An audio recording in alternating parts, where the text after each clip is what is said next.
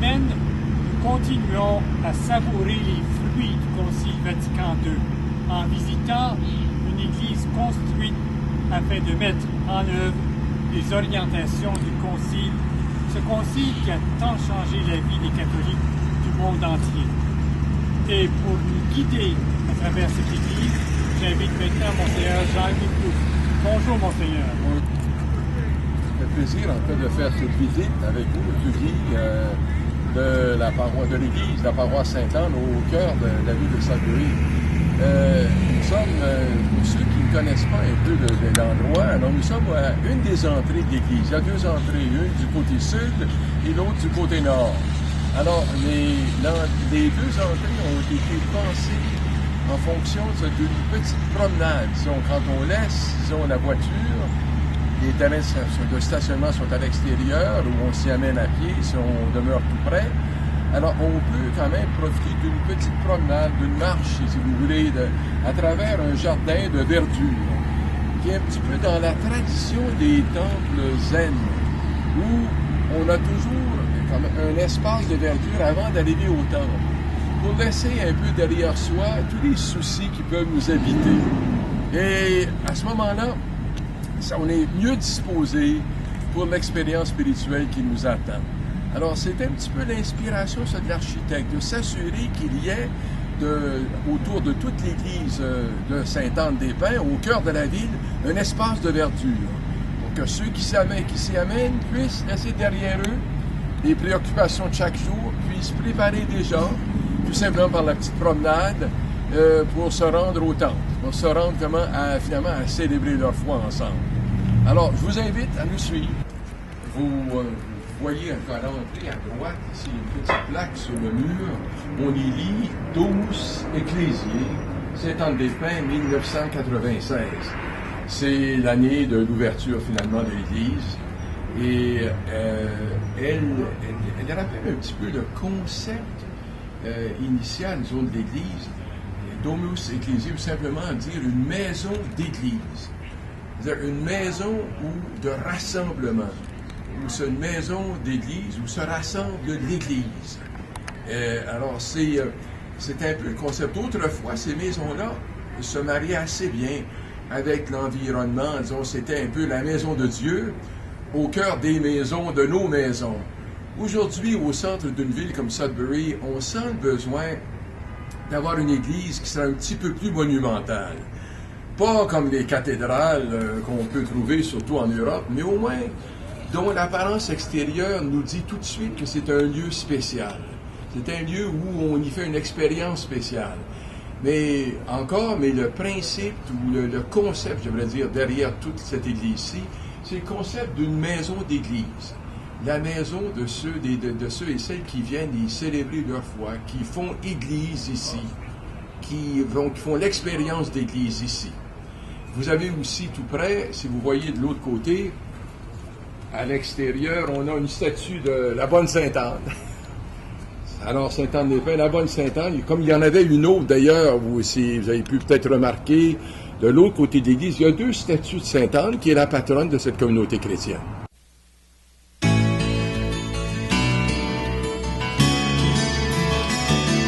foyer, aussi vous voulez, de hall d'entrée, et qui permet aux gens de s'accueillir, avant l'Eucharistie, ou même après la célébration. Parfois même, on accueille les personnes ici pour des funérailles, ou des fois pour un mariage, ou pour un baptême, peu importe la raison pour laquelle ils s'amènent, disons, toujours pour célébrer leur foi.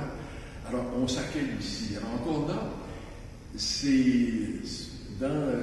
dans la nouvelle liturgie, c'est un geste qui est tellement important de donner à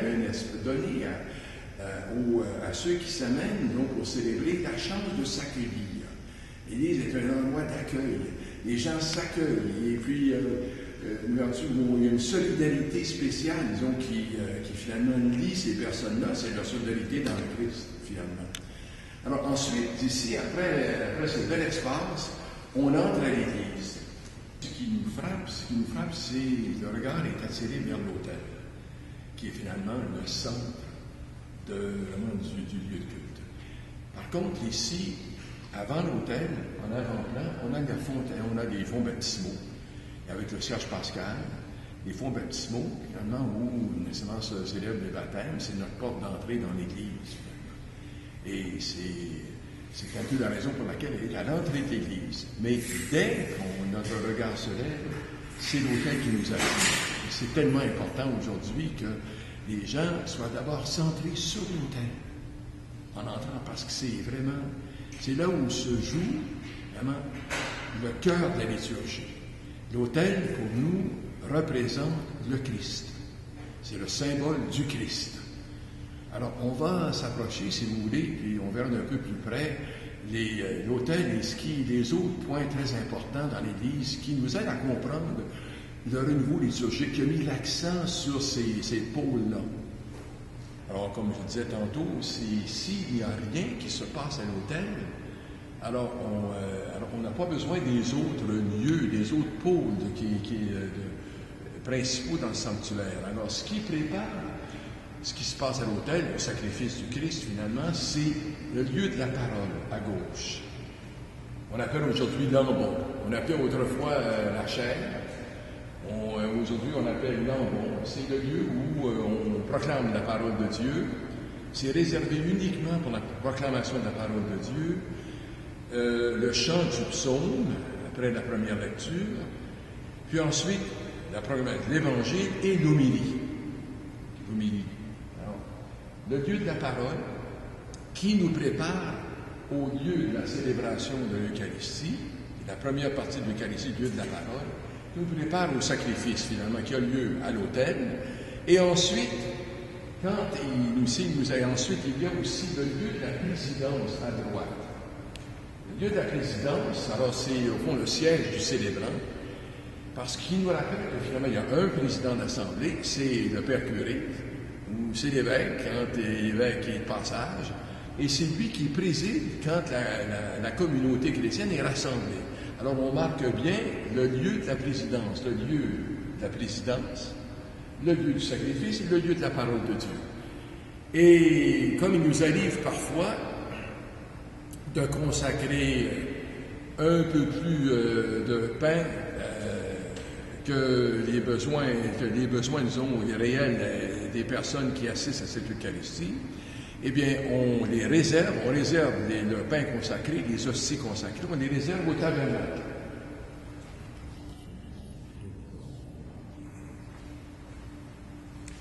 Alors ici, le tabernacle est encore là, et est entouré, c'est un tabernacle de bronze coulé dans la tradition la plus ancienne, de bronze coulé dans le sable.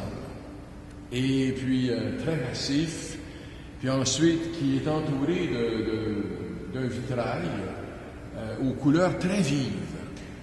Encore une fois, pour en faire un pôle, je dirais, d'attraction. Parce que souvent, les gens s'amènent ici, c'est une église du centre-ville, et simplement pour vivre un moment de paix, de silence. Et puis, ils vont souvent s'installer, vraiment, se mettre à genoux devant le tabernacle, devant qu'on appelle aujourd'hui le lieu de la réserve eucharistique. Et même que pour nous, catholiques, croyants, c'est pour nous une présence vraiment spéciale du Seigneur parmi nous. Alors, puisqu'on réserve l'Eucharistie pour les malades et les mourants, et pour des urgences parfois, mais comme on réserve et comme aussi on reconnaît dans l'Eucharistie une présence spéciale du Christ, alors on adore, on vénère ici.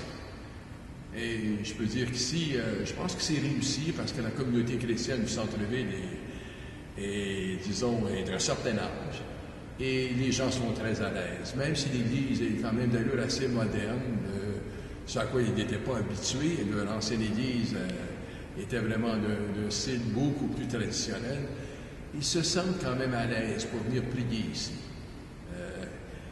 Derrière l'autel, il y a ici quand même ce qu'on appelle un mur de gloire.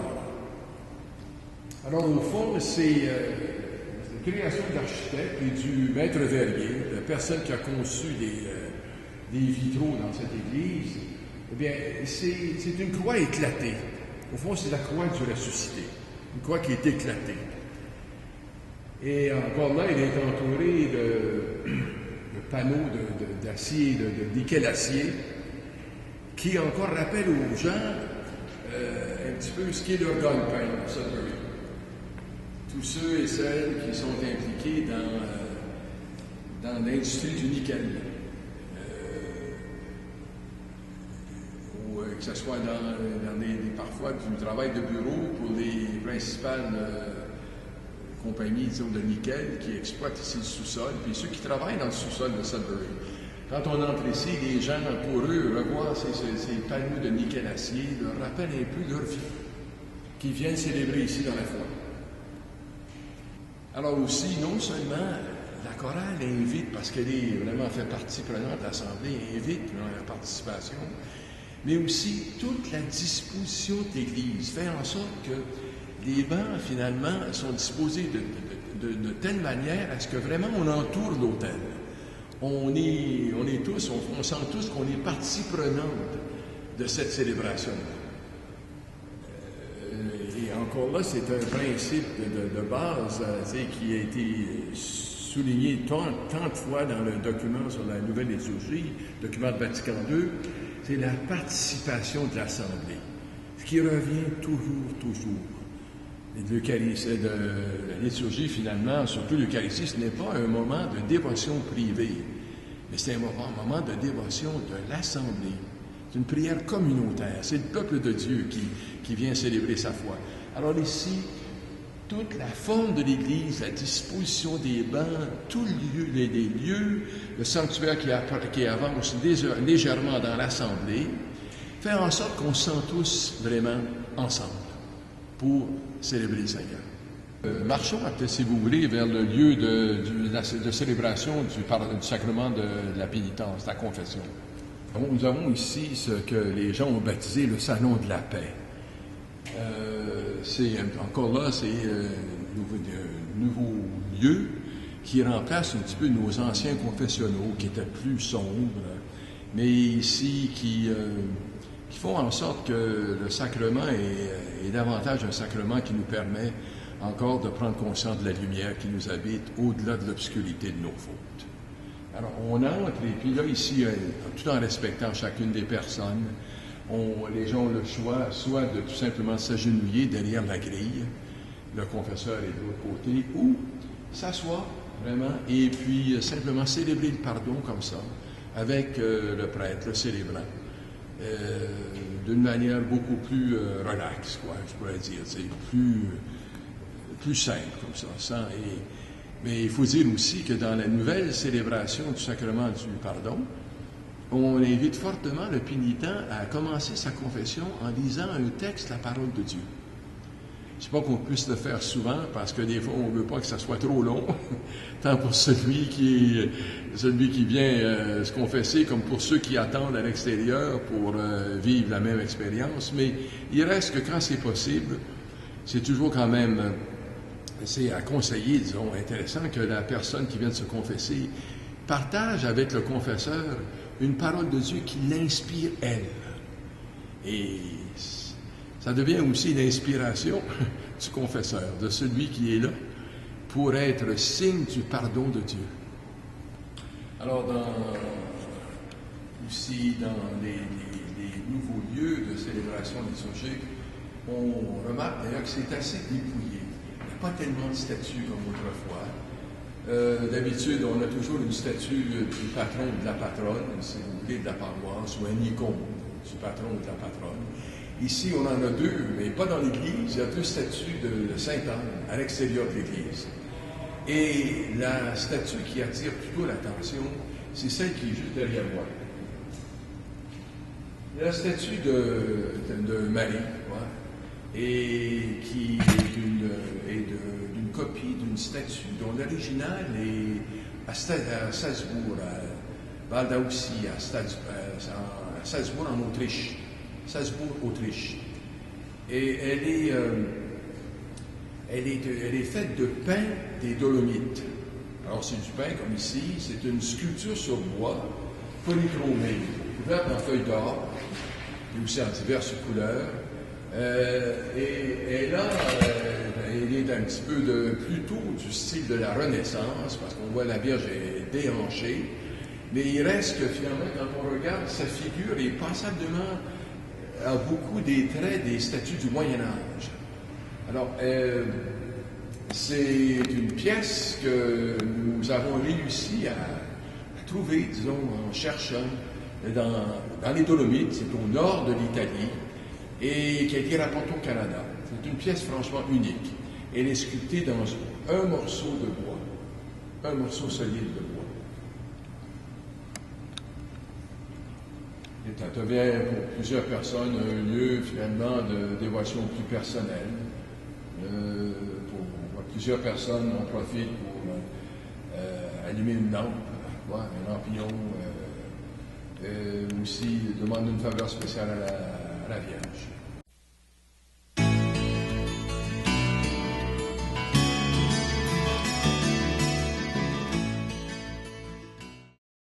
Alors nous sommes maintenant dans ce que nous appelons aussi la chapelle des enfants. Alors c'est le lieu de rassemblement pour les jeunes qui viennent ici pour le moment, pour comprendre la parole de Dieu à leur niveau durant l'Eucharistie.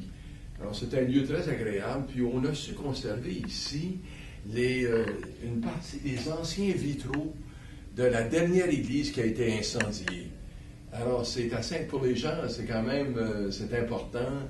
On en a aussi au plafond, puis ensuite on en a derrière moi, puis un peu à l'arrière. Alors ça crée quand même, c'est un rappel un peu, ça fait un peu le lien entre l'Église d'hier et l'Église d'aujourd'hui. Et les jeunes s'y plaisent beaucoup. Alors ils peuvent facilement avoir quelques activités, ça se prête facilement à quelques activités, puis simplement, d'autres moments, alors c'est plus sérieux, alors ils font silence, et puis d'autres moments, même des partages parfois entre eux. Nous rappelle encore une fois, ce que la nouvelle liturgie nous invitait à faire, c'est faire en sorte que ce soit une célébration où tous les membres de la communauté, les membres des divers groupes d'âge, puissent quand même trouver ici ce dont ils ont besoin pour grandir dans la foi, chacun à leur niveau. Alors c'est certain que nos célébrations s'adressent un peu plus à un auditoire adulte, mais il reste que même ici, les enfants savent qu'ils ont leur place, puis surtout quand ils sont ici de manière plus spéciale. Alors c'est ce qu'on appelle, c'est un petit peu la chapelle des enfants. Ouais. Alors on est maintenant aussi ce qu'on appelle au sous-sol finalement de l'église, mais qui n'a pas l'air d'un sous-sol parce que l'architecte a eu le génie d'utiliser au maximum la pente du terrain, ce qui fait en sorte qu'ici, alors on va tout simplement au fond, on est vraiment au rez-de-chaussée ici. Et on va être directement à l'extérieur. On peut quand même, du jardin extérieur, entrer ici dans cette salle, qui, encore une fois, est toujours dans l'esprit du renouveau liturgique. Il faut que vraiment, ici, l'Église est un lieu de rassemblement. On dit une maison d'église, c'est la maison de tous les croyants qui s'y rassemblent. Et souvent, après avoir prié dans l'Église, alors on aime fraterniser. Et parfois, si ce n'est qu'un café, après la messe, on peut le prendre ici dans le foyer d'entrée. Il y a de l'espace pour tout le monde. Et si on veut un peu plus, si on veut un petit goûter ou parfois même un repas, alors on le prend ici. Et les gens, et puis pour accéder ici, on peut accéder par des marches ou un ascenseur. Et alors ici, quand même, se construit quand même un aspect tellement important de la communauté, c'est la fraternité finalement, c'est le sens de solidarité dans le Seigneur. Et comme d'ailleurs quand on s'accueille au départ, alors les gens peuvent quitter, si après une célébration, un moment pour vraiment profiter finalement de d'une expérience d'échange, de partage, puis de leur vie, de ce qui fait aussi leurs soucis, et puis de sentir vraiment là, ensemble, encore une fois, ensemble dans cette aventure de marcher dans la foi. Alors, je pense que cette Église vraiment reflète vraiment toute la théologie de Vatican II. Une Église où est un lieu de communion, de communion. Puis aussi, vraiment, elle se prête d'abord et avant tout à cette nouvelle liturgie qui veut refléter ce que l'Église est, une communion de croyants, de croyantes. Alors, chers amis, eh bien, c'est la fin de notre visite à la paroisse Sainte-Anne-des-Pins. J'espère que ça vous a plu, parce que ça nous aide quand même, je pense, à voir un peu en œuvre, ce que le document sur la nouvelle liturgie avait peut-être un peu espéré quand il s'agissait de donner un nouveau lieu de culte. Alors, je pense que ceci est un bon exemple de ce qui était un peu les attentes ou les exhortations, si vous voulez, et les orientations données par ce document de la nouvelle liturgie, surtout quand il s'agit de la célébration de l'Eucharistie, le lieu de culte d'abord de la paroisse, quoi. Ici, je pense que je m'en voudrais si je ne remerciais pas finalement ceux qui ont été responsables de bâtir cette église. Il y a au mur ici, on a vraiment attaché au mur la plaque le jour même de la consécration de cette église. Je pense qu'il résume bien ce qui s'est passé ici, comment l'histoire de foi a été vécue ici, et combien de fois les gens ont dû quand même reconstruire, rebâtir, et toujours reprendre d'une génération de croyants à l'autre. Alors, si vous voulez, on peut peut-être lire ensemble cette dédicace ou cette plaque, je dirais un peu commémorative de l'ouverture officielle de cette nouvelle église. Alors, on y dit « Sainte-Anne-des-Pins, après l'incendie de leur église dans la nuit du 28 juin 1992, les paroissiens et les paroissiennes de Sainte-Anne-des-Pins ont décidé de construire une nouvelle église sur le site même où avec les pères jésuites, ils avaient célébré leur foi en Dieu en érigeant une humble chapelle en 1883, une première église en 1889 et une deuxième église en 1894. Étaient rassemblés en ce 15e jour du mois de septembre 1996 pour la dédicace de cette maison d'église, sous la présidence de l'évêque du diocèse de Sault-Sainte-Marie, Monseigneur Jean-Louis Plouffe, la communauté paroissiale, le curé Jean-Paul Jolicoeur, prêtre, l'architecte Louis Bélanger de la firme Nichols Yelwega Bélanger, le conducteur des travaux de construction Ronald Bélanger, le président du comité de reconstruction Denis Maillet et les membres du comité, on y dit Liane Beauchamp, Gérard Guimond, Gaétan Lamotte, Suzanne Lasselle, Anna Leblanc, Roger Leblanc, Marcel Lefebvre, Guy Lemieux et sœur Ange-Annette Saint-Germain, ainsi que de nombreux invités et dignitaires de la municipalité régionale de Sudbury. Ce fut un beau jour.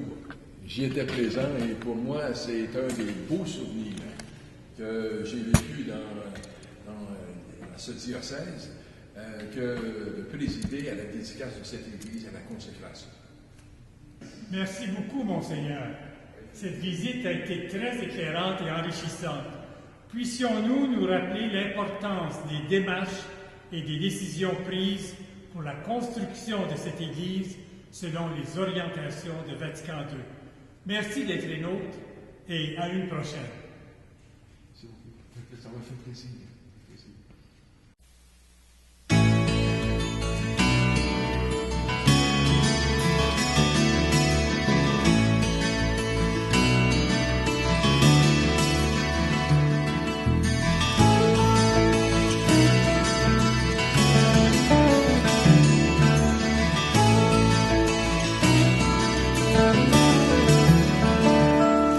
Ensemble, il me semble, on pourrait changer le monde de jour en jour, de cœur en cœur, par des gestes d'amour. Tous ensemble, il me semble, on pourrait changer le monde en changeant tout d'abord son cœur. Mais pour cela, ne faut-il pas tant de fois apprendre encore à être vrai,